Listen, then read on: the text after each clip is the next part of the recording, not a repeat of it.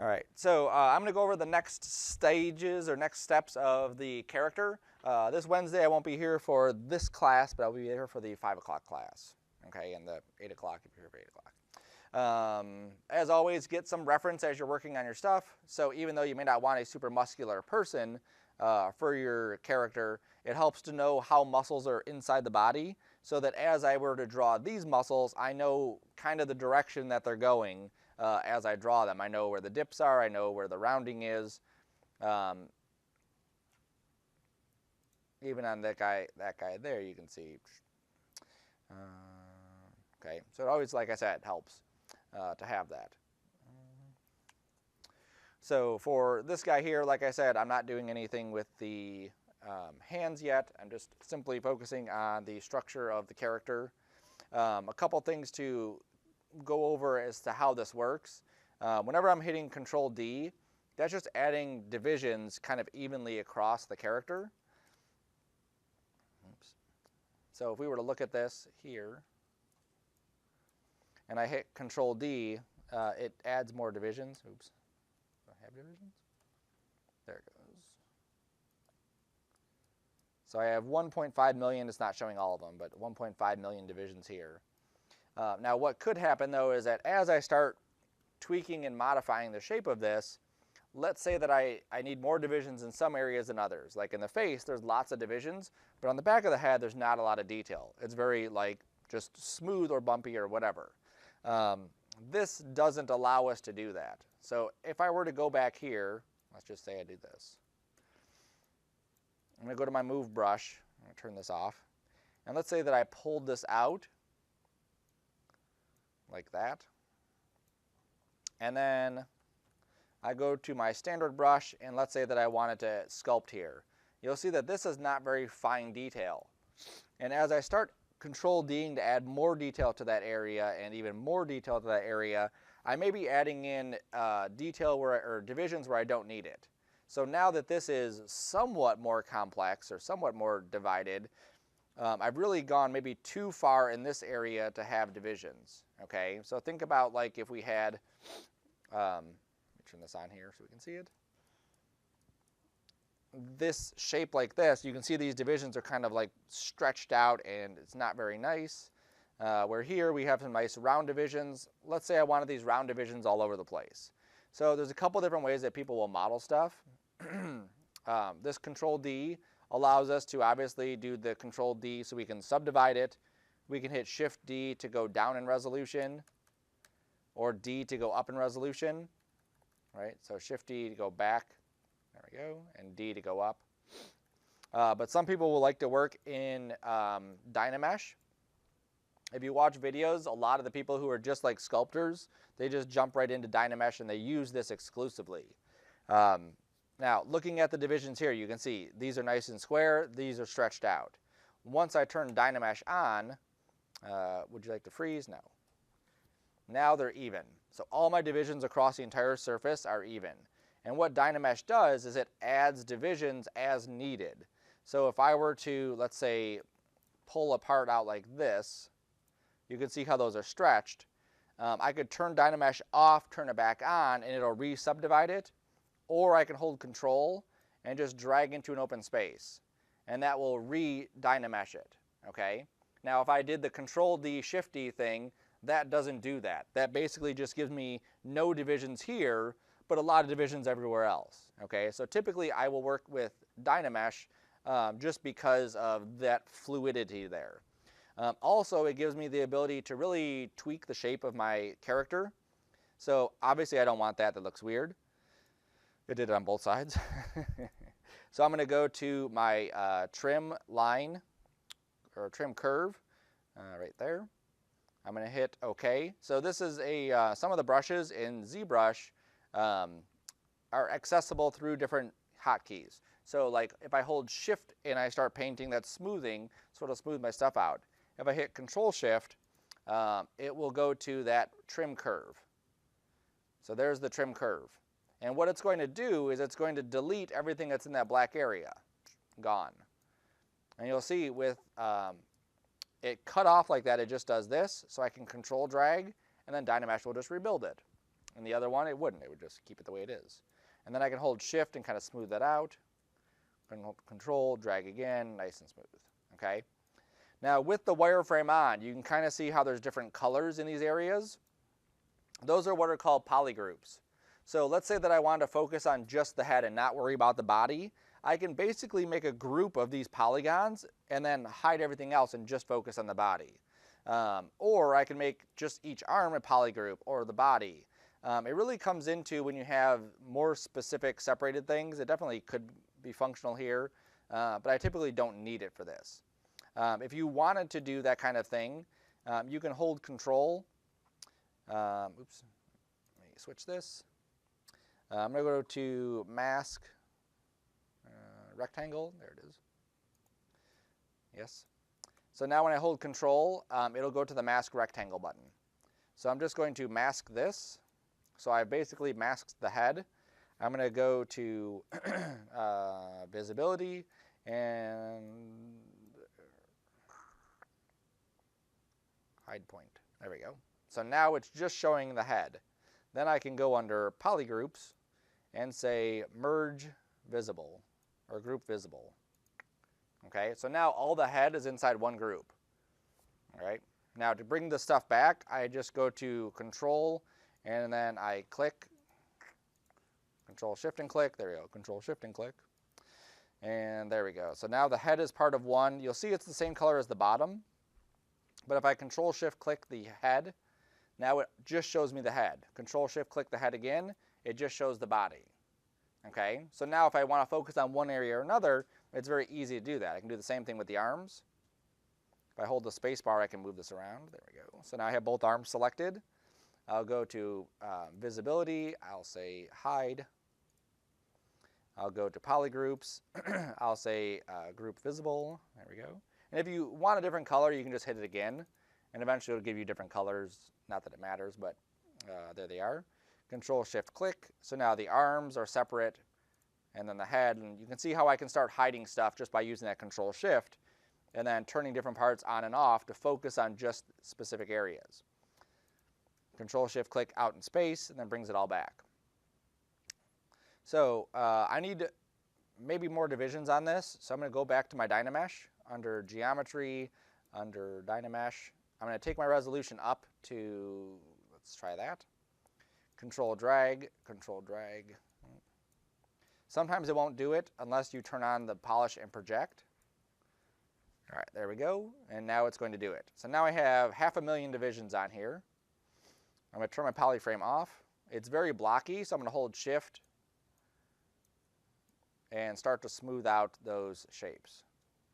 As you use Dynamesh, you really want to make sure that you don't skip a step. Like if I were to subdivide this now even further, I would lose a lot of that smoothness or ability to smooth it because I would just have too many divisions here. With 500,000, it's still in a manageable spot where I can smooth these out. If it wasn't, I would lower this number and then re-Dynamesh it. Make this bigger. Nice. All right, I'm going to switch to my pen. All right. So my, obviously my symmetry is on. I always make sure that's on.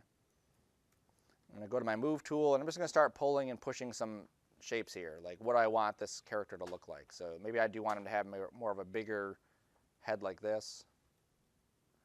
As I rotate around, I hold shift and it'll snap to like a front view or side view, and that way you can very easily see what it's going to look like.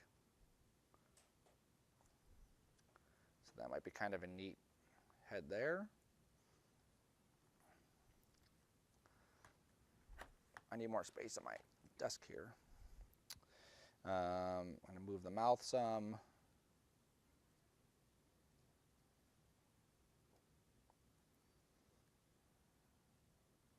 Maybe make my brush a little bit smaller, squeeze the nose.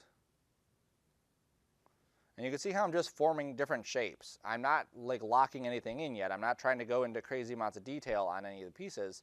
It's just a matter of me kind of blocking in the forms of it. So that looks neat. I like that. Let's go into the neck area here. We'll maybe squeeze these in.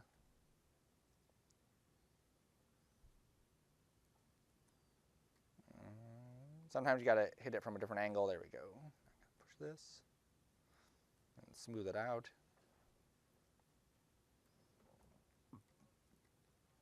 All right, let's go to the shoulders. And it doesn't matter with symmetry if I go to one side or the other.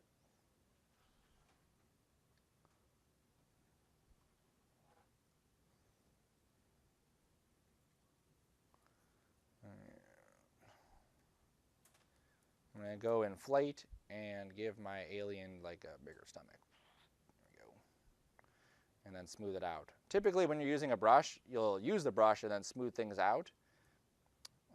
Or use a different brush like, what? Like I'm going to move that in now. Pull this out. Pull this out.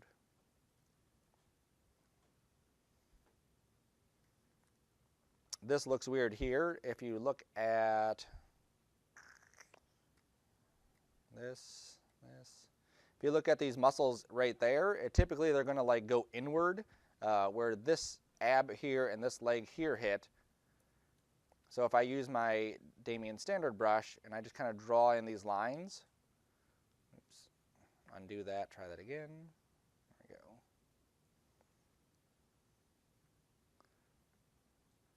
Smaller brush, come around, there we go. So that's creating that dividing line right between the leg and the other part. And then I could also use, let's say, my clay buildup, a little bigger brush, and kind of fill in some of this area here.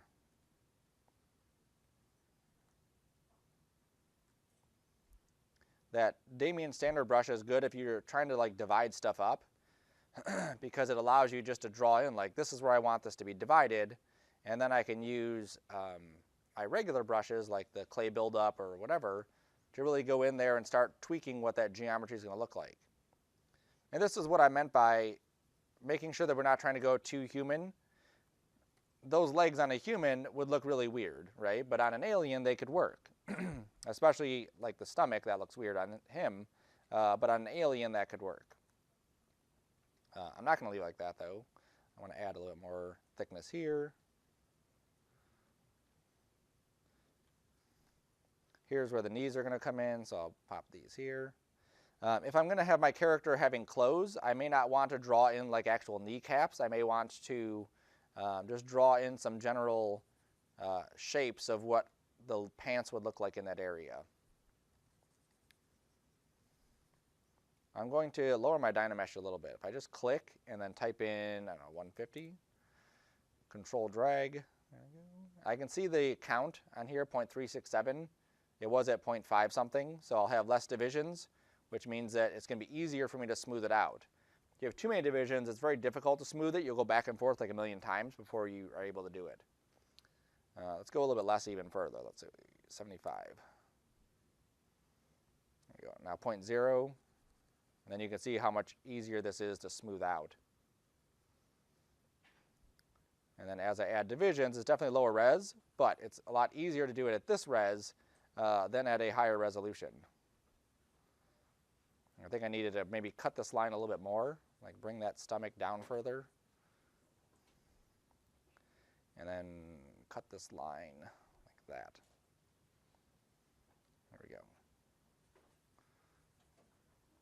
And you really have to treat it like it is like clay, like you're just kind of like sculpting, like this is what I want it to look like.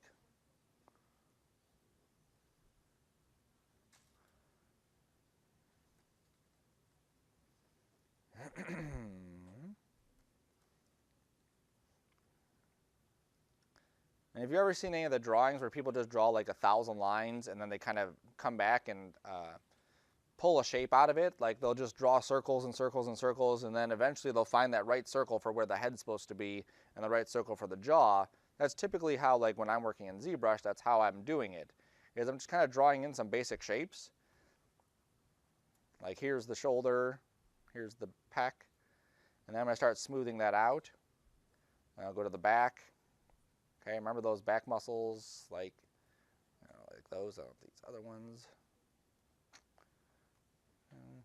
Scroll up, too far. That one there. So these come up like into the base of the skull and then come down. So I'm going to try to get more of that. So they come into the base of the skull, and then they go outward like that.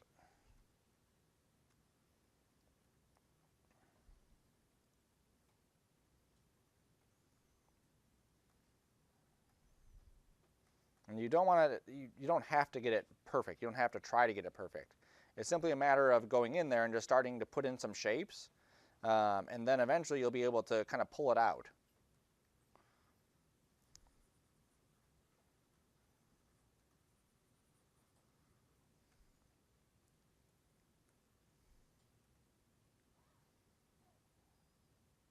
Round that off some more. There we go.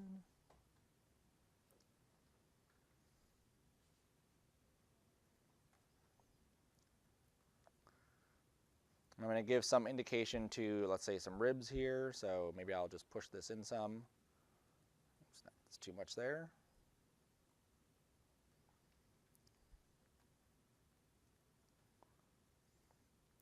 And this kind of dipped in a little bit, so I'll pull that out some.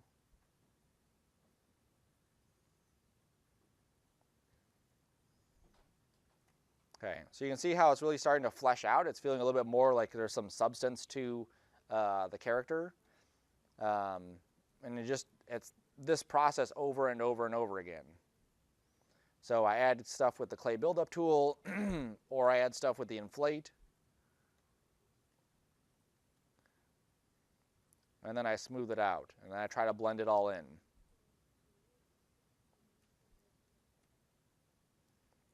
If I don't like how long it is, I can use the move tool. If I don't like where it's positioned, I can use the move tool. Just grab stuff and pull it.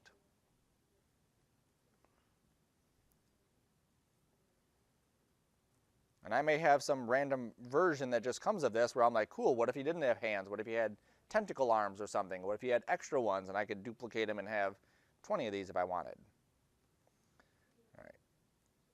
All right, so I'll keep going on the body.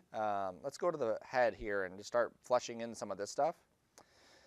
I'm going to add in some eyes. To add the eye in there so that it looks like we have actual eyes, it helps to have an item, or an eyeball. So if I'm going to go to the subtool and I'm going to append, and I'm going to append a sphere. And what this should do is it creates a second subtool. That's my eye. I'm going to click on it. It's kind of like a layer. I'm going to switch to my mouse. Just need a little bit more room with this. There it is. I'm going to switch to my move tool. I'm going to move it up. I'm going to move it forward. I'm going to scale it, so I need to grab this and scale it. There are no like XYZ, so if I were to accidentally grab this and do that to it, I can't type something in to reset it. Okay, so I'd want to hit undo and then make sure I'm grabbing just that center yellow one to scale it up and down.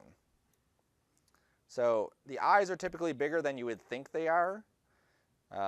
So don't go like I want the eyes to be like this big, because that's not where the eye is. That's just the part that we'll be showing. So I'm going to go, let's say, that big. Check position for it. That looks good. I'm going to duplicate this by just going here. And then I'm going to scroll down to geometry, scroll down to modify topology, and I'm going to say mirror. I'm not going to say mirror there. I'm going to go to deformation. Where are you at, deformation? Dynamesh? No. There it is. I'm going to go to deformation. I'm going to say mirror here. There we go. So now I get my other one. Then I can switch back to my character, grab my pen again, and now I'm going to flesh in what the eyes look like. Now this helps if you have drawn eyes before, you have an idea of what they look like. Obviously the eyes are kind of sticking out, so that's fine. That's just how I designed them, how I put them in there. You can see that as I start pulling this area out here, and I start coming under this and then pulling this, I'm just using the clay buildup tool. You can see how basically I'm creating an eyelid for this alien guy, or girl. Either one. I'll use my move brush, maybe kind of reshape these a little bit.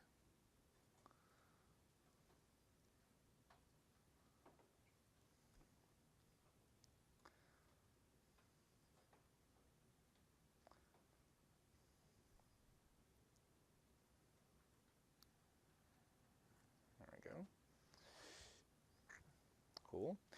Now I want to give some indication to an eyelid, so like it could close or something. So maybe I'll use the Damien Standard and just draw in some line there. Maybe I don't like that. Like this. That's good. And just kind of feather it at the ends. Now, this is definitely not high resolution enough. This is just placeholder. Eventually, as I start smoothing it, then I'll start putting in more lines and more divisions in there. Maybe he has like, he's a college student, so bags under his eyes. No, really big bags under his eyes.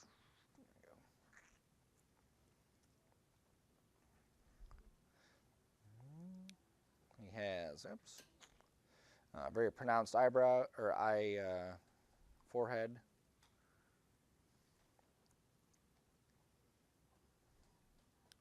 I'm going to really pull this forehead forward more.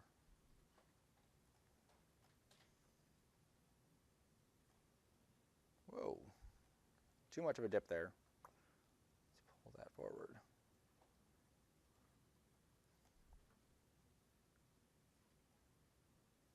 Pull that. There we go. And then I'm just smoothing it out. Don't worry about erasing too much of your stuff. As you get more detailed, it's just, again, placeholder, then you'll add it in later. Cool. Let's add more.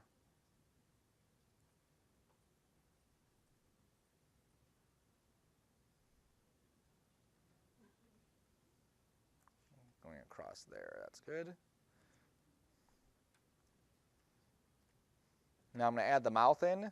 So I'm going to, typically I like to build up the mouth to how big the mouth would be.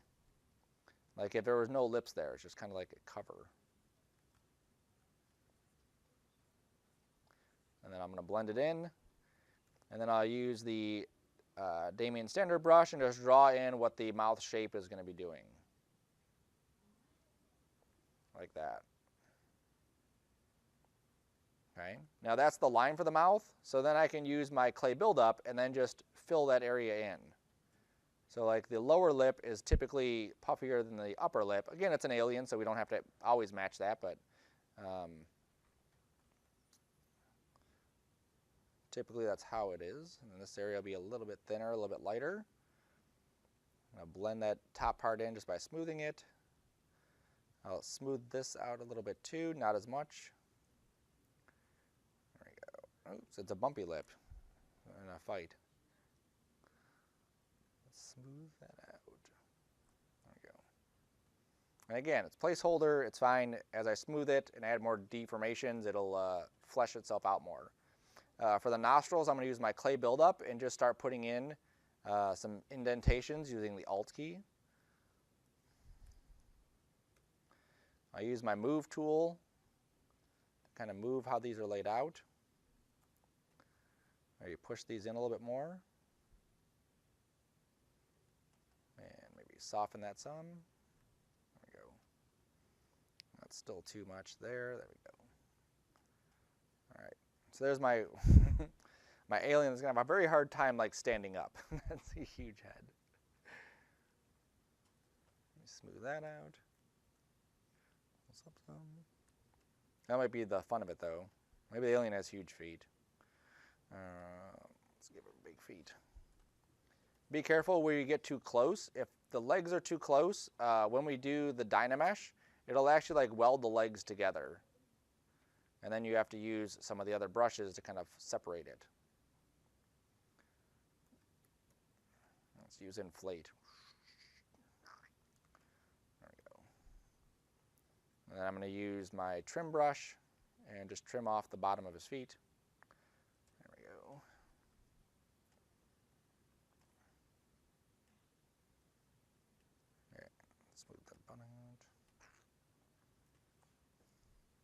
This area should be a little bit smoother here.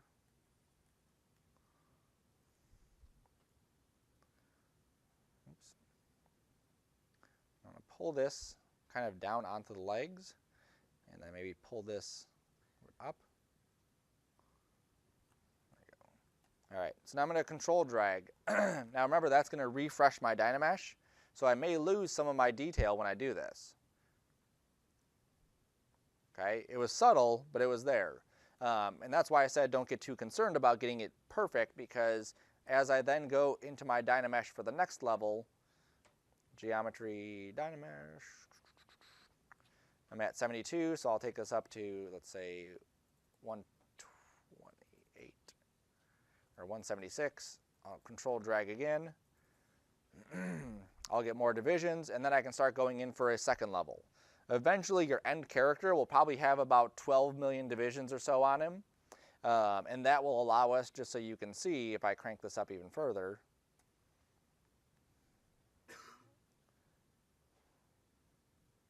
all right, this is only 3 million, so this is not full res, or 4 million. When you're waiting, you draw figure eights. But we should be able to get some pretty good detail on the character himself, like skin detail where we actually had like pores and stuff.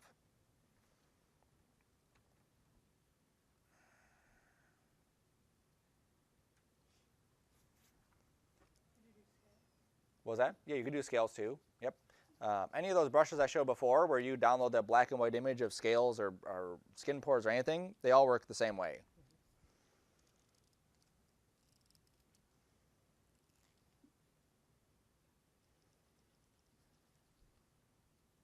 There we go. All right, so now just to see the wireframe, that's the wireframe. Incredibly dense. It's still not as dense as we would need it to create as much detail. But if I go into here and I go to my standard brush, so you know where the brushes are. I go to alpha. These are all the different alpha channels that are installed already with ZBrush. So there is one for scales. This one is just lines. Here's one for like scratches. I think there is, like this one is more like a skin pore, or you could import your own.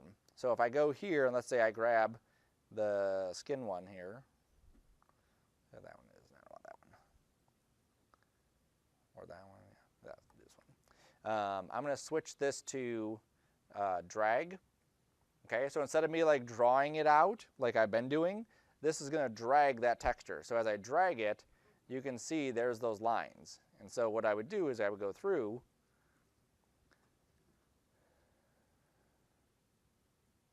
and I'd be able to add that detail in there throughout, and then maybe I kind of soften it some.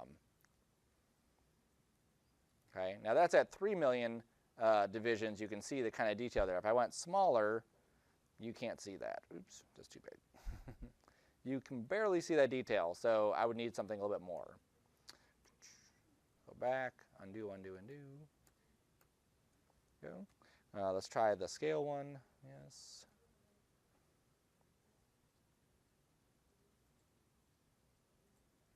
Maybe we'll kind of feather that in some. And this is actually sculpting, so it's not like it's doing a texture. It's actually like deforming the geometry to create those scales.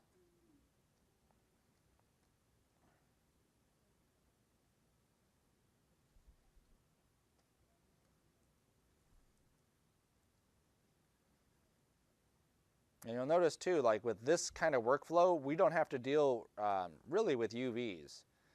If we were to do anything where we brought them in and started projecting textures and all that, we would. But with this, we're just like right on top of the surface is where we're doing a lot of this work. So I can go over his entire character and create that kind of look to it. If I was going to do something where he had like a turtle shell on his back, let's say, I could do like one texture on the back and then have that all like nice and crisp. On the inside, I could create the turtle shell type thing. There's a lot you can do with this. I really like their undo thing here, because I can just click and just like, oh, where do I want to go to? There we go. Undo all that stuff. Cool. So that should again get you to that next point of adding that next level of detail. Every step of this is the same thing. It's just a matter of adding more detail and more detail and more detail. The good thing about Dynamesh is the fact that we can jump around and do this kind of stuff. And it's also, if I needed to add something, like let's say in here, go through the brushes and kind of look at them just to see, even if you start playing around with some of the other things. But there's insert mesh brushes. Where are you at? Insert, which is under I, there it is. So there's this insert cylinder. No, no, no.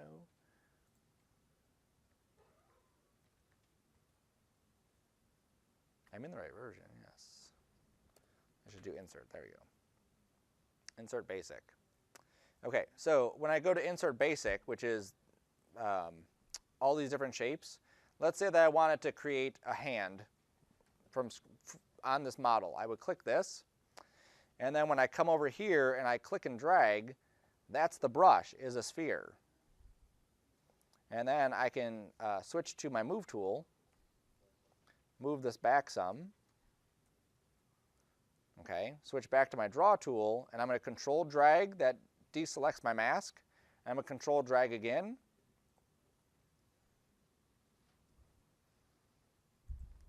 And then what this is going to do is it's actually going to take that sphere and add it to the geometry. So think of like if you have this shape and that shape, you just want to put them together, that's what this is going to do. So I can basically make a hand and then just attach it to his body. Or I can make several shapes. I can make like, here's his arm, here's this arm, here's his hand, and then just Dynamesh everything together, and it blends everything together right at those seams. I'm going to hit escape because this is taking a lot longer than I thought it would.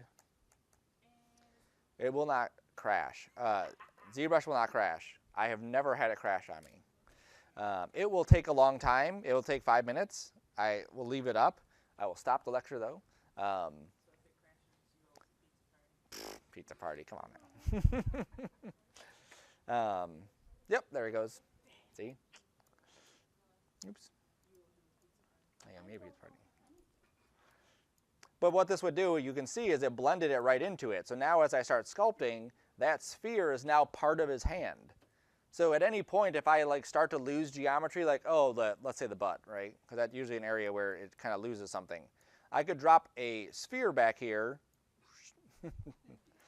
I could go to my move tool and move the sphere into place. Let's say scale it down some. There we go. And then I could control drag, and now that sphere would then be part of that geometry. This is why you have to be careful with Dynamesh, because if you put your hand like this and you Dynamesh it, it might see these as touching and actually like web those fingers together. I think God uses Dynamesh, and that's why people get webbed fingers and toes.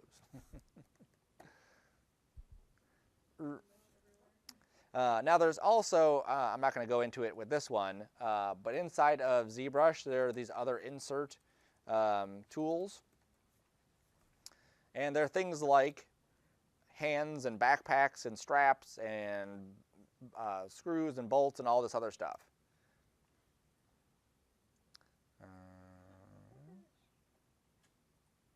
There it is. So all of these things are different insert meshes that you could add to your stuff. So if you're doing something like we did that mech arm, we could actually create meshes and then just drop them onto our character, and they will blend right into that surface of the mesh, which is awesome. They also have character pieces that you could add too. This is still thinking. Insert mesh. Hopefully it doesn't bring anything bad. There is. Okay, we will not be using these, but they're available. Yes, ma'am. So with anything we do in like ZBrush or Mudbox, can we take it into Maya and like rig it and animate it? You can, but there's a different workflow. So when I take something that is 3 million divisions or 4 million, however many millions, Maya won't handle those millions of divisions. So typically what you'll do is you'll have a low-res version and a high-res version. So that maybe.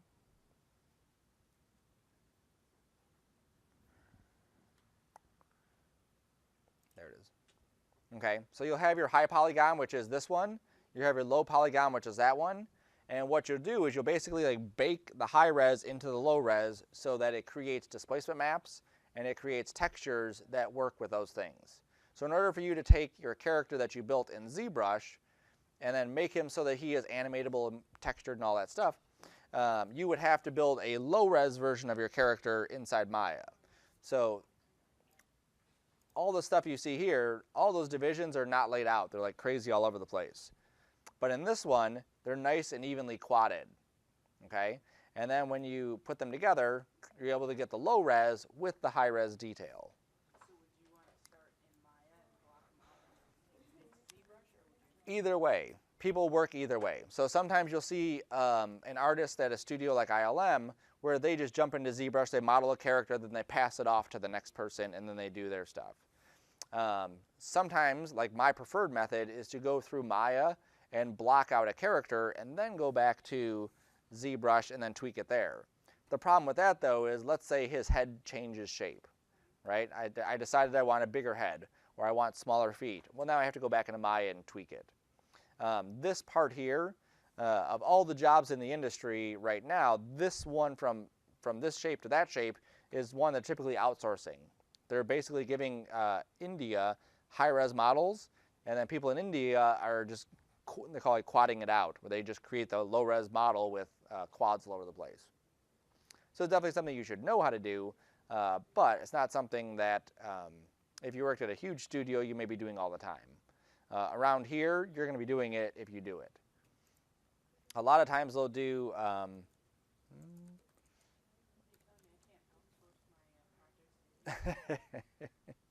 no. A lot of times around here, they don't use ZBrush for doing characters because in Detroit, there's not a lot of character work for ZBrush. We're using it, doing a character, because it opens the possibilities of what you could do with a character, what you could do with ZBrush. Around here, they're doing this kind of stuff. They'll build they'll take an HDR of an environment, they'll put a car in it, and then they'll build props for that environment. So they might build like sticks or rocks or whatever, just to kind of make it feel like it's their own thing. That way the car's interacting a bit more. So this kind of thing is where you might see, like if you get a job locally and they want you doing ZBrush, you might be building a rock, or you might be building something like this. Yeah, or rock. I typed in rock, so it's going to be there.